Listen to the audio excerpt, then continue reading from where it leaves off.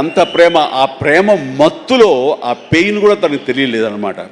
అది చెప్పినప్పుడు చాలా ఇంప్రెసివ్గా అనిపించింది. Such a coincidence.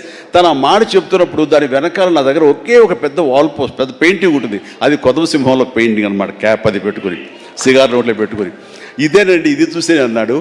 అంటే దాన్ని ఆ ఫోటో ముందు తను మళ్ళీ ఇంకో పిక్చర్ తీసుకుని అలా వీళ్ళు అక్కడి నుంచి మా పరిచయం, మా మీటింగ్స్ అప్పుడప్పుడు అనేది చాలా రోజులు ఇప్పుడు ఒకసారి వస్తాయంటే రా అని చెప్పడం అలాగా జరుగుతుంది.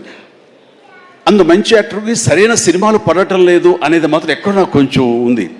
అంటే హీరోగా ప్రయత్నం చేస్తున్నాడు, హీరో అనేది కాకుండా వెర్స్టైల్ యాక్టర్ అనిపించుకోవడంలో మాత్రం తన నటనకి హద్దులు ఎల్లలు లేకుండా చేసుకుంటే మరింత ఉన్నత స్థాయికి వెళ్తాడు.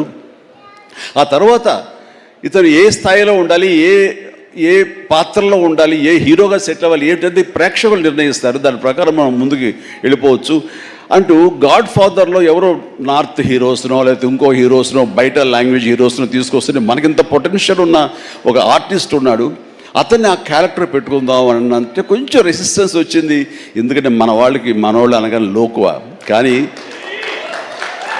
కానీ అతని పొటెన్షియాలిటీ, అతని టాలెంటు, అది ఎలాగా డెలివరీ చేస్తాడో తెలిసి నాకు ఐఎమ్ వెరీ మచ్ కాన్ఫిడెంట్ నాకు ఎదురుగా నిలబడే పాత్రలో చాలా అత్యద్భుతంగా చేయగలడని చెప్పేసి ఆ సినిమాలో నేను చెప్పాను కాబట్టి స్ట్రాంగ్గా ఒప్పుకున్నారు.